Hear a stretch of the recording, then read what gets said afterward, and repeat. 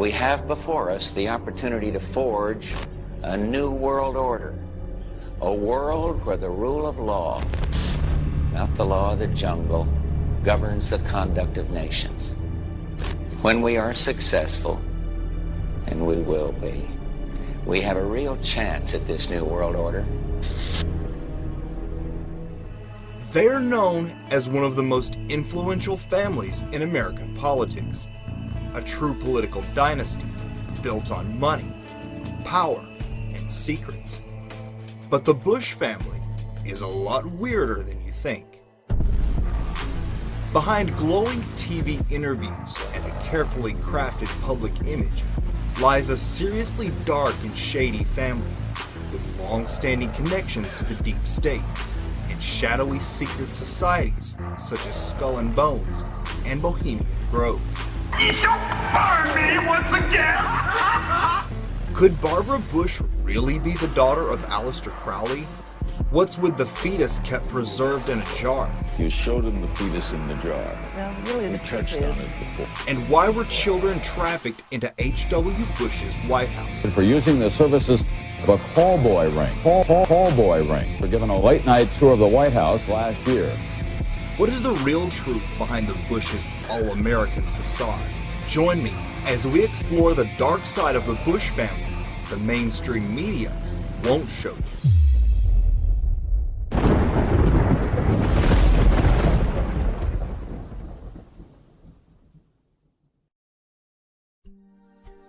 For 3 generations, the Bush family has pledged a secret oath to a mysterious order known as the Skull and Bones.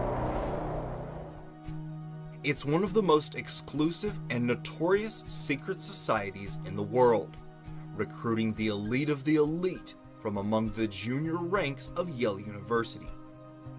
Skull and Bones is a satanic death cult for bloodline families, formerly known as the Brotherhood of Death, and it certainly lives up to its namesake.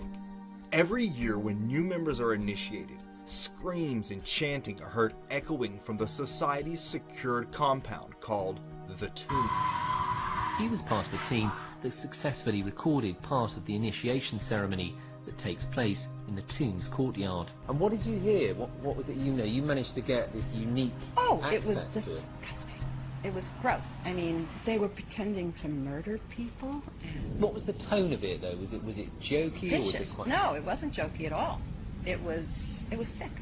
It's about the only way I can describe it. It was sick.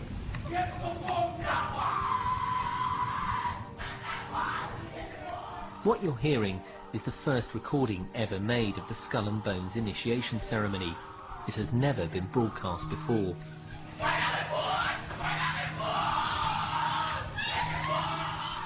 15 new members of the club are being introduced into the macabre rituals of Skull and Bones by the senior students who are about to graduate.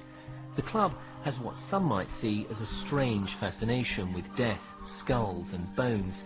There's the chants too, difficult to hear first of all, but including the devil equals death and death equals death. During the initiation, ritual members are forced to kiss the skull of Geronimo. Then drink what they claim to be fake blood from a skull. The daring student was surprised by what he saw inside the fountain. There was actually some sort of red residue in the fountain, which I imagined to be blood. But I am feeling they do some strange rituals with the fountain. These 2 skeletons look like they're hushing people in some way. During their initiation, candidates must recount all their sexual exploits. Finally, they are expected to perform various oaths, kiss some feet, and drink blood.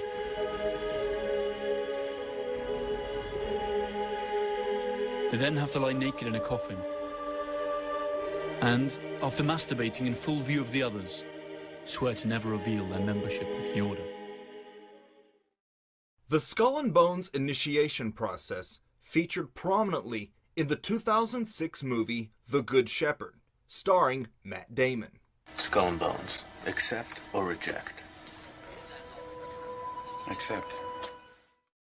But few Americans realize that both father and son have already taken an oath to a mysterious and powerful secret society known as Skull and Bones. George H.W.'s father, Prescott, was the first generation of Bushes to be tapped to join. Prescott made millions funding Hitler during World War II, directly profiting from concentration camp slave labor. I became the first journalist in U.S. history to prove beyond a shadow of a doubt or any refutation of the facts that Prescott Bush, the grandfather of George W. Bush, and George Herbert Walker, his maternal great-grandfather for whom his daddy is named, were Nazi traitors to the country who should have been tried for treason. It was he who ransacked the grave of Native American legend Apache Chief Geronimo and took his skull back to Skull and Bones headquarters, where it has been used for their rituals ever since. Among the other items found at the tomb are genuine Nazi relics and occult regalia. Alexandra Robbins, a Yale graduate and author of a book on the subject, stated that the society owns a valuable collection of Nazi objects and memorabilia, and eats its dinners off Hitler's private silver service. A large part of their liturgy is written in German. But if you thought that was weird, the Bush family is about to get a lot more bizarre. For years, rumors have swirled among alternative researchers and conspiracy circles that Barbara Bush, George W.'s mother, could be the daughter of Aleister Crowley, the notorious 20th century occultist admired by the satanic elite. The notion is roundly ridiculed by mainstream sources. However, the historical circumstances are nonetheless correct for this to have occurred, so much so that a British documentary about Crowley entitled In Search of the Great Beast devoted a segment to the rumor and explains how Barbara Bush's mother met Aleister Crowley. Not long afterwards, she was pregnant with Barbara, who bears a striking resemblance to Crowley. By 1924, Crowley was living in poverty in France. An old friend and famous literary figure and occultist, Frank Harris, kindly took him under his roof. Frank Harris lived with a woman by the name of Nellie O'Hara. If what has been written in later years can be believed, Nellie had a friend in America, Pauline Pierce, who was married to Marvin Pierce, head of the McCall Corporation. In early 1924, Pauline traveled to France to stay with her friend. Thus it was that four individuals came together: Frank Harris, Nellie O'Hara, Pauline Pierce, and Aleister Crowley. According to Crowley's diaries, during this period in Paris, Crowley underwent the supreme ordeal, linked with his realization of the grade of Ipsissimus. According to a description of the rite, on the appointed day, the candidate is attended by one or more chosen and experienced attendants whose duty is A, to exhaust him sexually by every known means, B, to rouse him sexually by every known means. Every device and artifice of the courtesan is to be employed, and every stimulant known to the physician. If Crowley did go through this ordeal in 1924, then it is highly likely, based on his previous experiences, that his closest associates of that time, including Nellie and Pauline, performed as his magical assistants. Pauline Pierce returned to America in early October of 1924. 8 months later, on June the 8th, 1925, she gave birth to a girl named Barbara. Barbara Pierce married George H.W. Bush, who eventually became the 41st President of the United States, and they had a son, George W. Bush, the 43rd President of the United States. Could the wickedest man in the world, Aleister Crowley, be George W. Bush's grandfather?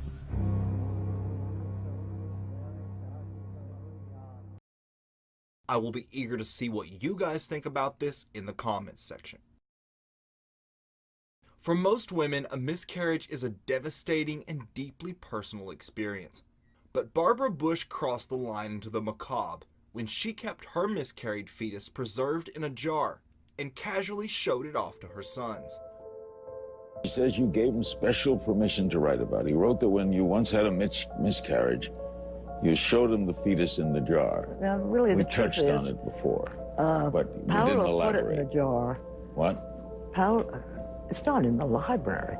No, I know. George, Paola put it in a jar. And my mom is what I learned was she's a straightforward person. She says to her teenage kid, here's a fetus. Kid, here's a fetus. Who else but Aleister Crowley's daughter would keep their own fetus displayed in a jar?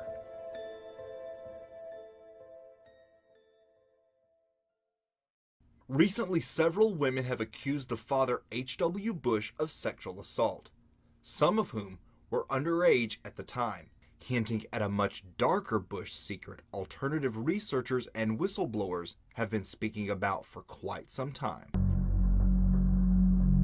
It was June 29th, 1989. The Washington Post front page headline revealed that quote-unquote call boys had been taken on midnight tours of Bush Sr.'s White House.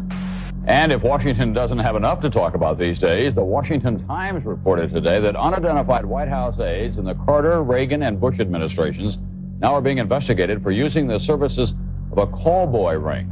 The paper reports that 2 of the male prostitutes were given a late-night tour of the White House last year. One of those boys was Paul Bonacci, an underage sex trafficking victim, who was later awarded $1 million in federal court against his trafficker. He claims to have witnessed George H.W. Bush at elite D.C. parties, where he and other children were passed around. But I've seen some parties down in Washington. I've seen President Bush there, which I'd rather not talk about him. What year was that? Was he president or vice president? Vice president. That's when he was still vice president. I've never met him as president because he became president in '88, and I never went around him after that. You saw him at how many of these parties? I seen him at about 3 or 4 parties because the vice president was there, so they had to have all the Secret Service. I didn't do nothing with him. He was with a black kid and he was with a white kid. 2 separate parties, once with a white kid and once with a black kid? Yeah. So you saw him twice? Yeah. And the kid had to perform oral sex on him? And what happened after they finished? He just got up and kind of left. And I've been writing in my books now since 1998 that Father George Bush is a notorious pedophile, child torturer, child killer, and serial killer of adults as well. Said it on American radio. Still waiting for a response. And this is one example. A lady who became a friend of mine, Kathy O'Brien, who was in the American government mind control project since she was a kid, and met her many times. She still corresponds with me now and again, and I've met a daughter that she was talking about. Lovely, lovely girl, totally shattered by these people. And that's one example of millions and millions that are going on around the world. And this is what she said in a book, Transformation of America. Kelly's bleeding rectum was but one of many physical indicators of George Bush's pedophile perversions. I have overheard him speak blatantly of his sexual abuse of her on many occasions. He used this and threats to her life to pull my strings and control me. The psychological ramifications of being raped by a pedophile president are mind-shattering enough. But reportedly, Bush further reinforced the traumas to Kelly's mind with sophisticated NASA electronic and drug mind control devices. Bush also instilled the "who you're gonna call and I'll be watching you" binds on Kelly, further reinforcing her state of helplessness. The systematic tortures and trauma that I endured as a child now seem trite by comparison. They're not. I know what she went through. To the brutal physical and psychological devastation that George Bush inflicted on my daughter. And that's just one of these people involving one of the victims of this. The rabbit hole here goes deep. But it seems Bush Sr. and the CIA were using these children as part of a honeypot operation to blackmail certain politicians. November 22nd, 1963. A day no American alive will ever forget. The news blasted across every radio bulletin in the nation, and soon the world. This is Edwin Newman in the NBC newsroom in New York. This information from Dallas. 2 priests who were with President Kennedy say he is dead of bullet wounds. This is the latest information we have from Dallas. President John F. Kennedy had been shot dead in Dallas, Texas. The nation was stunned. No one could forget where they were that day. No one except for George Bush Sr., that is, who conveniently claims he doesn't remember where he was that fateful day. Convenient because a picture taken at the scene shows a man bearing a likeness to him outside of the schoolbook depository.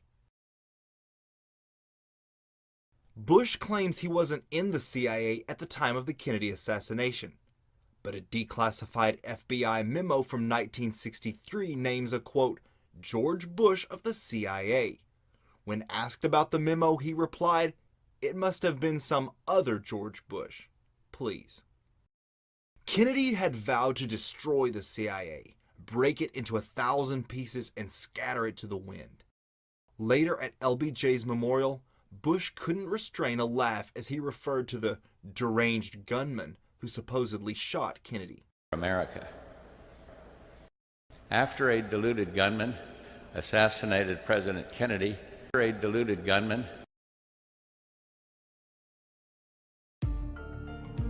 Today, far from sitting on the sidelines, the Bushes are still a powerful Illuminati bloodline family, known to attend Bohemian Grove rituals and wield a great deal of power within the deep state.